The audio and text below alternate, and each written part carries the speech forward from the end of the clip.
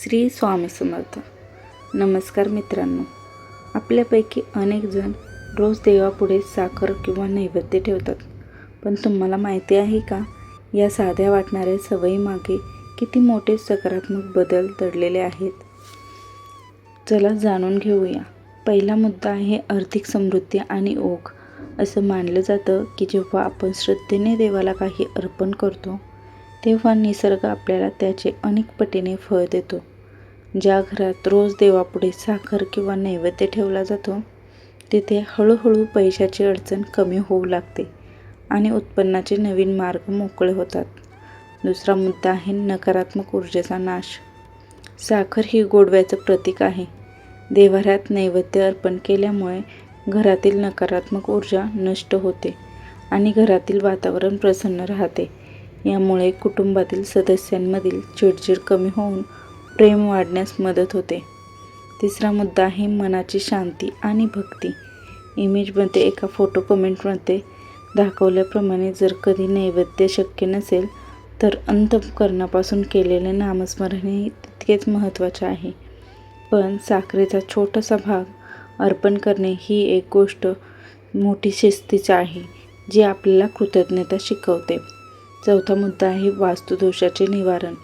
शास्त्रानुसार साखर ही चंद्राशी आणि शुक्राशी संबंधित मानली जाते. शुक्र हा सुख समृद्धीचा कारक आहे. जेव्हा आपण देवासमोर साखर अर्पण करतो, तेव्हा घरातील वास्तुदोषाचा प्रभाव कमी होतो आणि घरामध्ये लक्ष्मीचा वास टिकून राहतो. पाचवा मुद्दा आहे मुंग्यांना साखर घालण्याचे महत्त्व.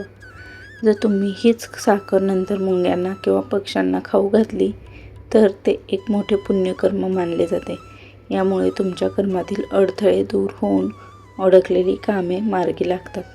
हा एक छोटासा उपाय आहे तुमच्या आयुष्यात मोठी प्रगती घडवून आणण्यासाठी. मुद्दा आहे सहावा श्रद्धेचे बळ. लक्षात ठेवा, नैवेद्य महत्त्वाचा आहेच, पण त्यासोबत तुमची भावना सर्वात जास्त महत्त्वाची आहे.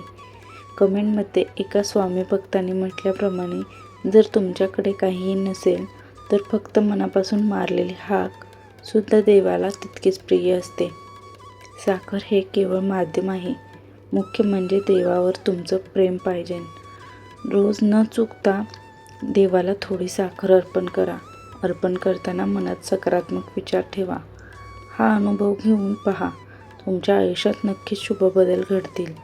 तुम्हाला हा व्हिडिओ आवडला असेल तर एक लाईक करा आणि अशाच माहितीसाठी चॅनलला सबस्क्राईब करायला विसरू नका. तुमचे याबद्दल काय मत आहे ते कमेंट बॉक्समध्ये नक्की सांगा. धन्यवाद. श्री स्वामी समर्थ.